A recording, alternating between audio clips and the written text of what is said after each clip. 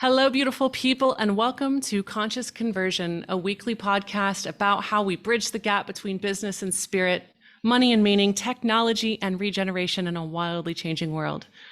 In a time of so much polarity and uncertainty, this podcast explores how together we are connecting across the planet, across our differences, and across dimensions as we build the new earth together. As always, I'm your host, Sarah Yemtich. And today I am so honored to introduce you to Erin Claire Jones, who uses human design to help thousands of individuals and companies step into their work and their lives as their truest selves and to their highest potential.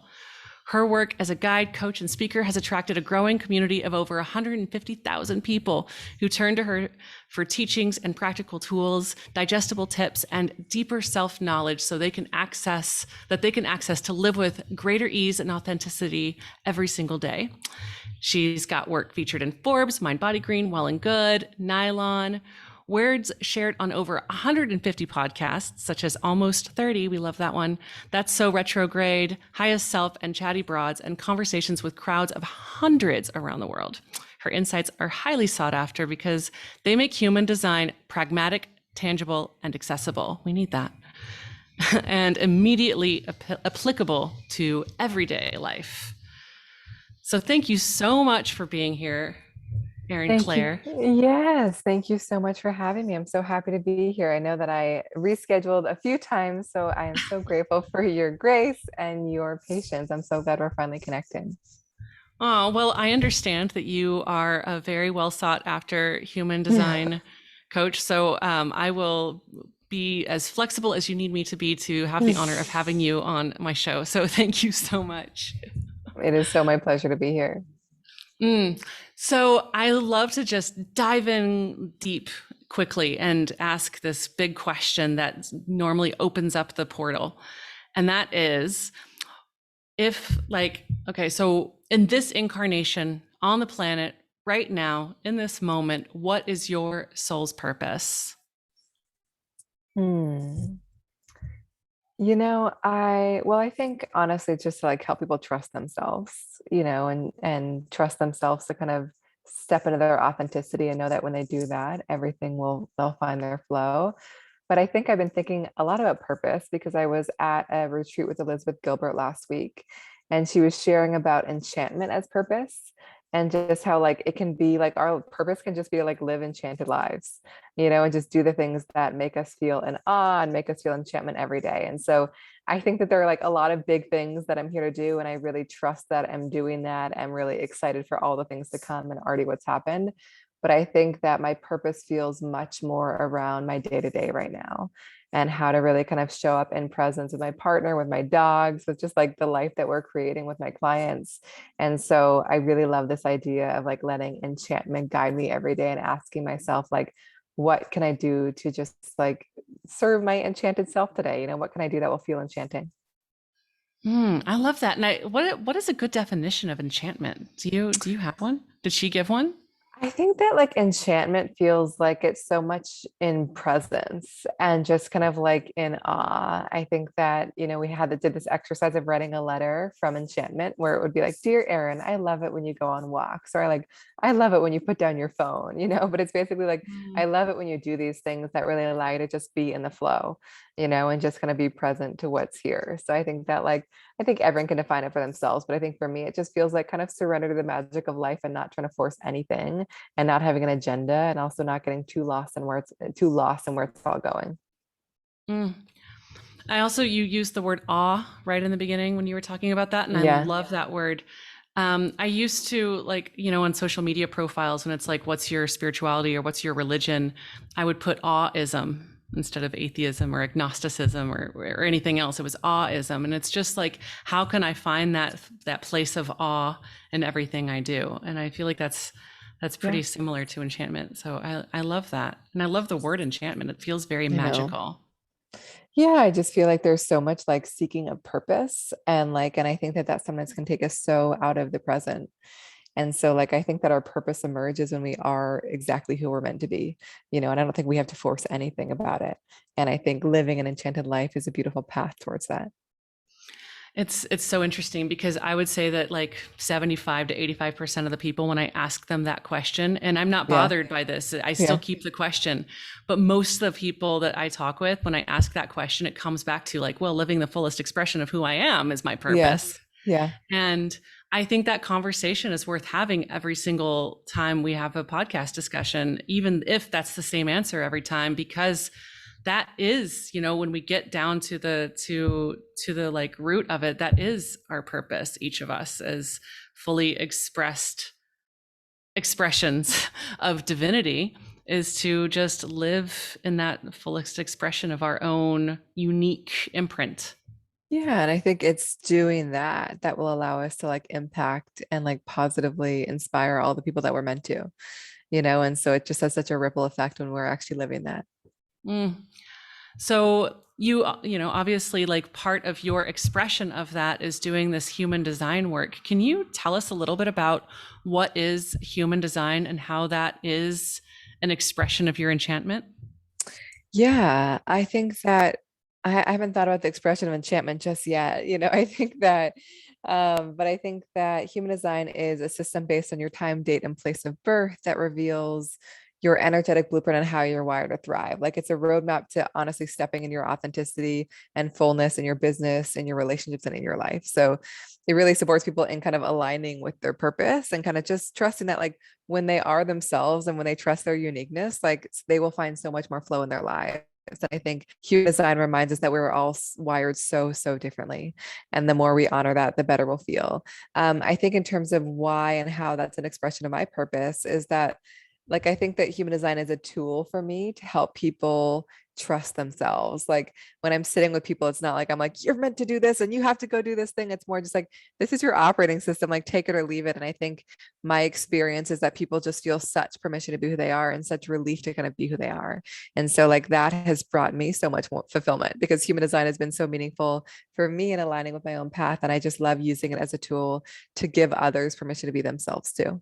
And so that feels, I don't feel attached to it as the expression of my purpose forever, but I think that it feels so aligned right now and I'm excited to see where it all goes. Yeah, and so human design, I know enough to be dangerous. I know that I'm a manifesting generator, 3-5, I think emotional authority, like, but I don't know all the things that that means or like how that's calculated or where it comes from. But it is based on my birth date and time. So it's sort of like it's an astrological blueprint. Is that right? Well, astrology plays a role, but it also draws from other systems. So it's actually very different than your natal chart. I think that human design pulls from astrology, the Kabbalah, the I Ching, quantum physics, genetics, the chakra system, like all to kind of give us this blueprint to how we're designed to operate at our best.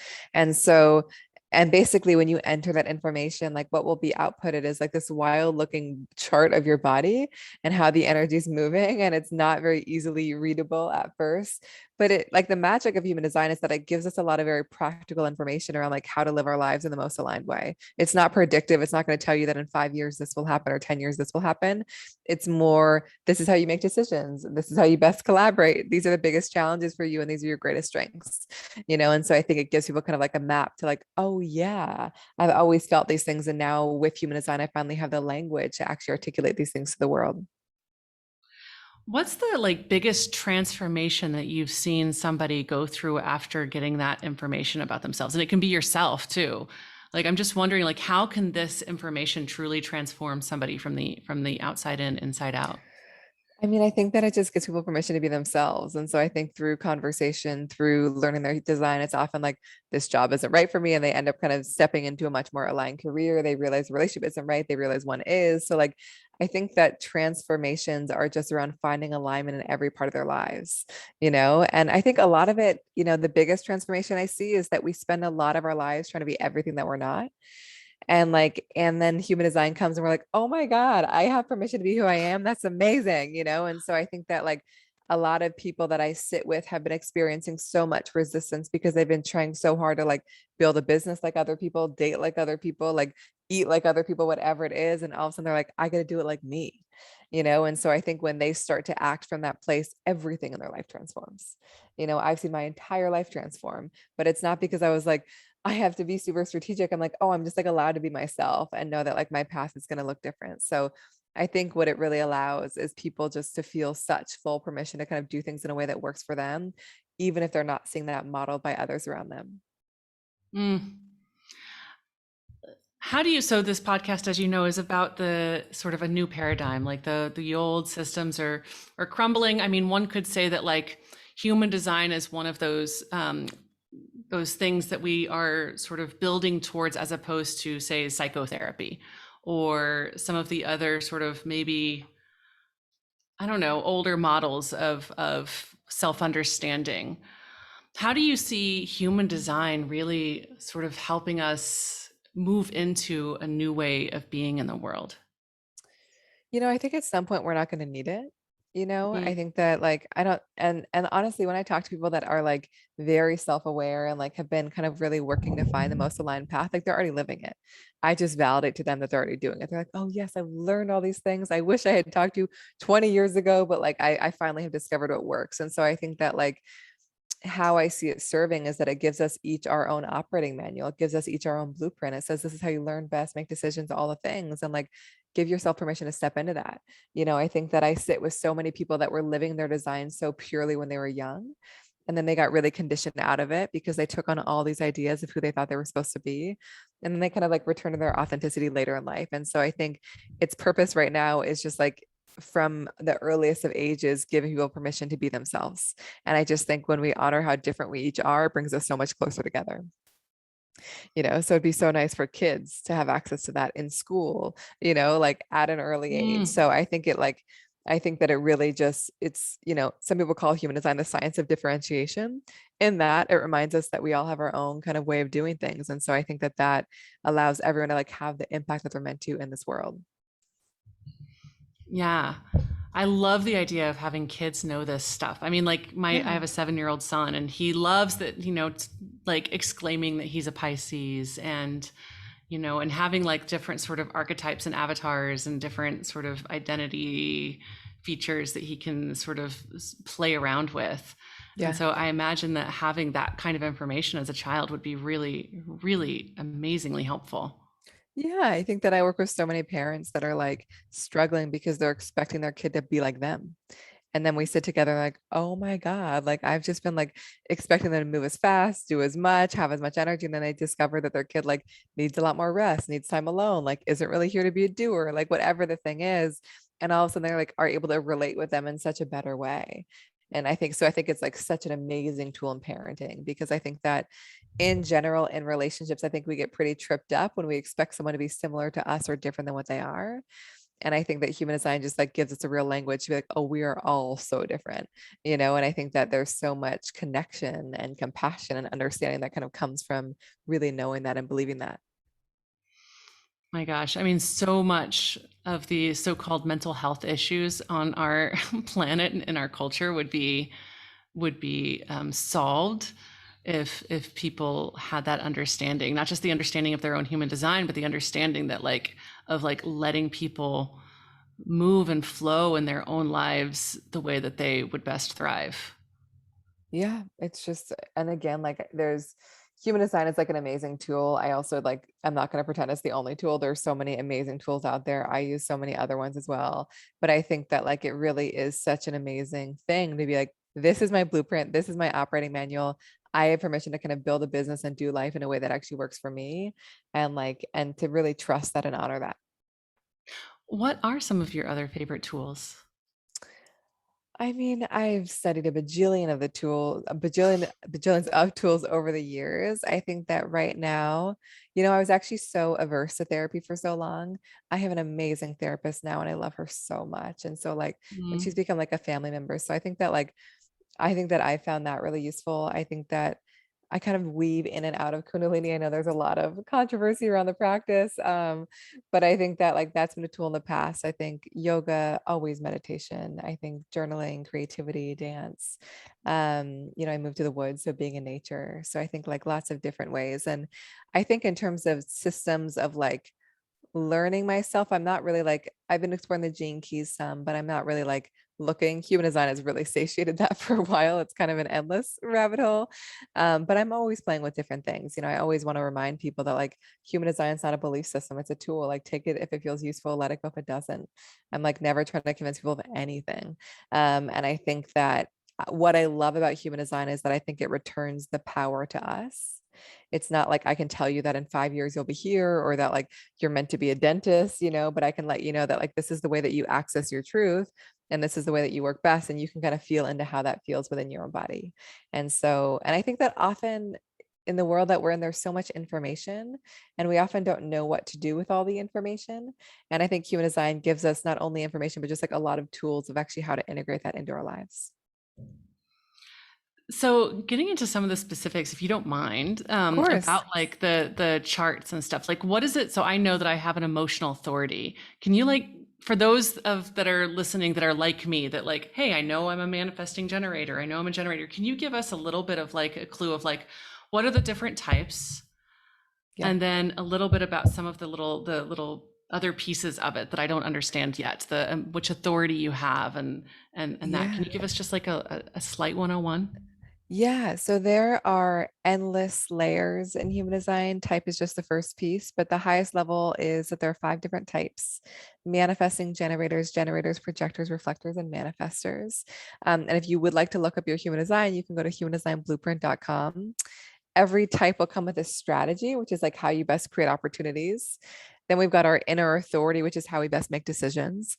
So those are the 3 like high level pieces that are really, really useful. And then there are so many things underneath that, like in terms of how we best manifest our purpose and our challenges and our strengths. But if we're going to start with the types, we've got, like I said, manifesting generators, generators, projectors, reflectors, and manifestors. So I'll start with a manifesting generator because that's what you are. So manifesting generators are really kind of meant to be like multi-passionate creators and doers. They often thrive when they don't have their energy in just one thing, but kind of can move in between different passions as they please. A big lesson for manifesting generators is around prioritizing your own excitement and knowing the more lit up and satisfied you are, the more you will attract your way. Another big lesson is having strong boundaries and never saying yes to a thing just because you think you should, saying yes because it genuinely lights you up. Manifesting generators are often very gifted at moving quickly, like finding the quickest way to get from A to Z, but not necessarily handling every single step along the way. So it's really good to be surrounded by people that can support them in the step-by-step process. And also they're just like meant to have pretty non-linear careers. Like these are my clients that are like, I'm a podcast host. I'm also opening a dance studio. I'm an attorney. Like they're just kind of meant to do all the things. And like, there's no need to weave it all into one cohesive story. And their strategy in human design is all about kind of letting things come to them and waiting for things to kind of show up in their world and spark a gut response before they go after it. So I'll talk about the other types, but I'm curious how that resonates or not with you. Oh my God, it resonates so much with me. I think anybody who knows me would be like, that just nailed Sarah down to a Mm, T. For yeah, sure. yeah. And do Yeah. you feel like you've given yourself permission to kind of be multi-passionate in that way? Or do you feel like there's been a pressure to put yourself in a box or just like lock yourself into kind of one path? Well, I certainly before I broke free and quit sort of the mainstream 9 to 5 beige cubicle life. Before that, I was sort of boxed in.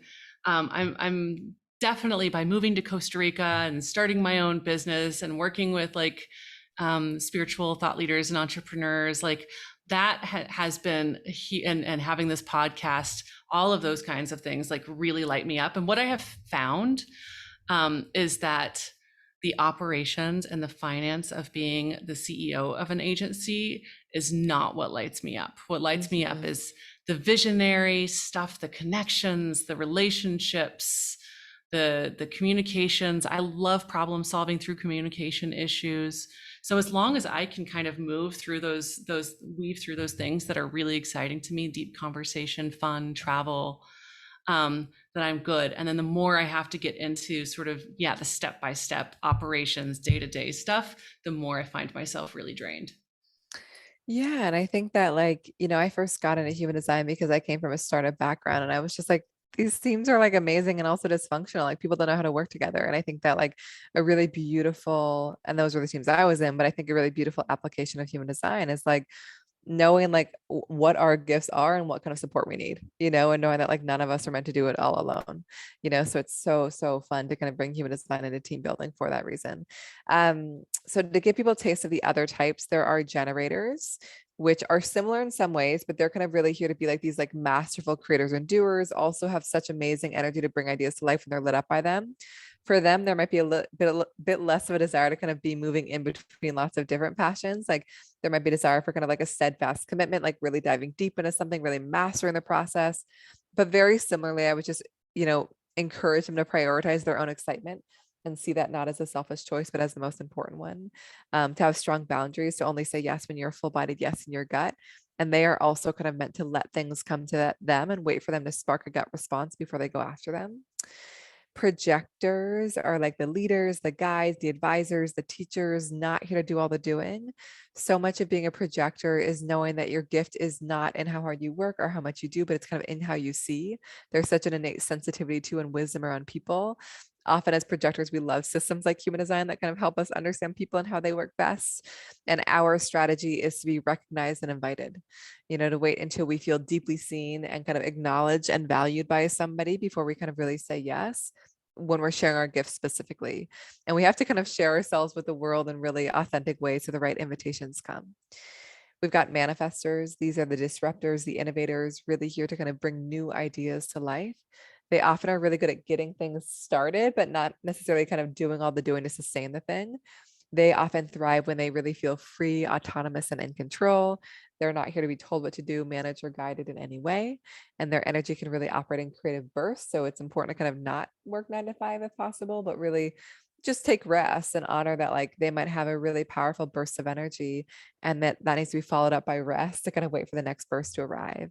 And their strategy is about initiating and making the first move and keeping people in the loop. And then the last type is a reflector. These people are our collective mirrors, people that are deeply sensitive to their physical space and kind of always taking in and mirroring the space that they're in. So it's so important for them to be in the right spaces around the right people. And their gift is very much in their fluidity. They will have days where they feel like a manifesting generator like you, like a projector like me, like a manifestor. And their job is not to be just one thing, but honor whatever feels like them that day. And for them, they just see and sense things that so many people don't. And so it's so important to be in spaces where their perspective feels really valued. So high level, there's so much more beyond that, I but know, yeah. that's already a lot. Yeah. That's a lot. And I feel like Yeah. for even for those of us that know a little bit about it, hearing it over and over again is still really Totally. helpful. And what comes to me when you're saying that is in terms of like bringing it back to this like new paradigm, new world, new earth that we're building and we're visualizing. I visualize a world where not only do we have the self-understanding of like, hey, I'm a manifesting generator, and so I don't want to lock myself into one path. I need to be able to be nimble. Like that we could live in a world where each of us could sustain ourselves and thrive in and be that sort of archetype that we need to be so that we aren't locked in. We don't have a bunch of manifesting generators and manifestors in 9 to 5 jobs when that would be soul sucking for them, that we live in a world that people can easily sort of flow with their own needs. 100%, and honestly, like when I watch people align with their design, they make plenty of money. You know what I mean? Like they are able to support themselves in a way that's way more sustainable for them in a way that feels good. And so, like, I think when we align with our design, it's like, it's actually meant to like generate money for us and support and resources and abundance, And so, and it's not like a part of your design where it's like, what can I do to make more money? It's not that at all. It's just like living your design brings all those opportunities kind of into your life. And so like I think that's been kind of the magic. But I think the thing is that like I've worked with so many people that like even actually maybe have done really well for themselves, but done it in like the least sustainable way. And I think human design helps us know like what is a path for prosperity and alignment for you, but what is a path that will actually be sustainable? And like what is a path that will actually feel good, one that you won't like burn out doing it. And so I think that's really so important is like how to do the thing in a way that actually feels good and is sustainable for us. Hmm. What are the ways in which you work with people? Lots of different ways, I actually not so many different ways. I think that like I do sessions, but limited. And I think that I started the business just doing one-on-ones and I love one-on-ones, but also I can only reach so many people doing one-on-ones. So our primary offering is something called the Blueprint, which is a 55 plus page kind of written book all about your unique design. And so I talk about people needing an operating manual, and like the Blueprint actually kind of gives people the manual. So that's a really beautiful way to get started. And people like will get it for their kids and their teams and their clients, and they'll get it all printed. And they just have like a book all about them to kind of keep returning to. I also offer workshops and I'll be launching a training soon. But I think that the goal with everything that we do is just around making human design really accessible and practical and empowering for people. And it's less about teaching people every detail of the chart and more about helping people use human design to live their best lives. Because most people don't want to be human design teachers. They want to be like, what can I take from this system to like live in alignment? So I think our focus is really offering people that insight. You've got an awesome like social media following on Instagram. How did you go about building that? Yeah, honestly, like through no plan. I think that I think at the beginning I was like, oh, I like need to honestly, I was so resistant. And so much of being a projector, like I said, is around being invited, but people cannot invite you unless they see you. And so our job is to make ourselves visible. And so I think it became really clear early on that Instagram was a beautiful place to make myself visible. Um, and so I just started sharing and it felt kind of awkward and weird. And I honestly hated it. And I was like trying to be super like pithy, and like it just, I'm not pithy, like I'm just like, I like writing long things. I like writing things that are in depth. And so I think I found the most success on Instagram when I just started writing the posts that I wanted to. Like my posts are blog posts. We're like transcribing them all now so they can be live in a blog because they're like many different carousels and like many, many different words. But I think that like I have attracted an audience that wants that depth. And so I think that I remember I was even tempted to like sign up for a marketing course a year or two ago. And my husband was like, don't, what you're doing is working. Like, don't put any more information in there. Like, just do it your way. So yeah, I think that like it's been totally organic. And I think it's just been around like, how can I share in a way that really feels good to me? And it's been really fun. We actually just started a new channel, Human Design Blueprint, that's so much more around just kind of like the business we're building around it. That's kind of beyond me and my identity, but it's been fun. I think I really encourage people on social to just like have fun with it as much as you can. It's also a thing that could like disappear in a second, So I would just say like, do share in a way that feels authentic, and also like diversify the ways that you share too. So it's also not all concentrated on one platform. That's been a thing that we've been really exploring. Hmm. What's your human design? I'm a projector with an Ooh. emotional authority and a 6-2 profile, which I know is probably jargony for lots of people, but the projector piece was kind of that teacher, leader, guide, not here to do all the doing myself. And what's emotional authority mean? So there are 7 different inner authorities which speak to how we best make decisions. So there are emotional or wait for clarity, which is you and I, and these people are meant to sleep on things and not jump into things. They're actually kind of meant to like give it a beat before they say yes and kind of not make a decision from a super heightened emotional place. There are sacral or trust your gut authorities, which is all about trusting your gut feeling in the moment. Splenic or tune into your intuition, which is trusting your intuition, which is like a very quiet whisper. There are ego or tune into your willpower authorities, which is all about kind of saying yes to what you desire, what you feel motivated by. There are some people that are meant to talk things out. We call these self-projected or talk it out and kind of find clarity through their voice. There are reflectors that are meant to give themselves a full 28 to 30 days before they make a big decision. And then there are mental projectors or talk it out and be in the right space where they're kind of meant to plant themselves in a few different spaces and kind of see what clarity comes when they talk things out in those spaces. So I'm curious for you as a manifesting generator, like how the idea of like sleeping on things feels, because I find it particularly challenging for manifesting generators because they have so much energy to make things happen. And this is asking you to just like wait before you commit. But then once you're yes, and once you feel clear, you can like make it happen faster than anyone else. But it's really kind of a tool just to make sure that you like don't say yes to a thing and then feel differently the next day. Oh, that's so resonant. I mean, it's a huge challenge for me to sleep on things, or it has been historically. I'm getting better. but Yeah. I tend to have an emotion, especially because I'm such a relationships person. So if a person I really like presents an option to me, I have a tendency to just be like, yes, anything you say, let's do it, Yeah. and really having to like pull back from whatever I'm feeling in that moment, and um, yeah, just like feel into it for at least an evening has been certainly a challenge for me and really good for me. Yeah, it's not easy. I find with this one too, I was like so spontaneous my whole life and so regretful, And so like I just know that when I say yes in the moment, like often the next day I'll be like, why in the world did I commit to that? Yeah. And so it's just like it's so good for us to just like give our like emotions a moment to settle. And not because our initial instinct is wrong, just because like we need a beat to verify that it's correct. Yeah. And you can start to notice like how useful it is to not only know your own design, but like the design of your kid, of like partners, of collaborators, because like some people are meant to be really fast, but if you're expecting everyone to kind of reach clarity as quickly as you, then you'll be very disappointed. So it's such a beautiful way to like know how to really honor and support the people around us. Mm. How can people best find you? I know we've talked about Instagram, but let's give them deets. Yeah. I am Erin Claire Jones on Instagram. And also, like I said, we just started this company, Human Design Blueprint. So also follow there. Those are the pithy, fun, entertaining posts that I'm not great at doing myself. And then our website is humandesignblueprint.com. The blueprint is a beautiful place to get started if you want to dig into your design.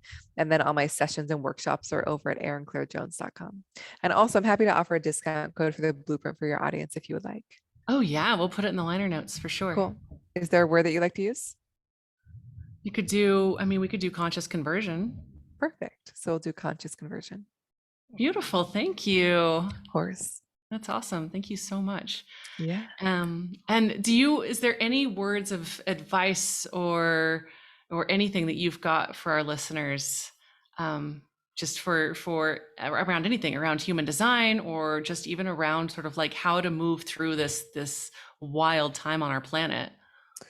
I think my biggest thing would be like whether or not you choose to dig into human design, I think it's such a beautiful reminder that we are all wired to do things differently in every single way, in terms of how we relate and how we work and how we partner and all of it. And so, like, just kind of trying on this idea that like you're meant to do things differently and really taking the time to really kind of feel into what way of doing things is right for you. And also making sure that you're not expecting others to do it like you.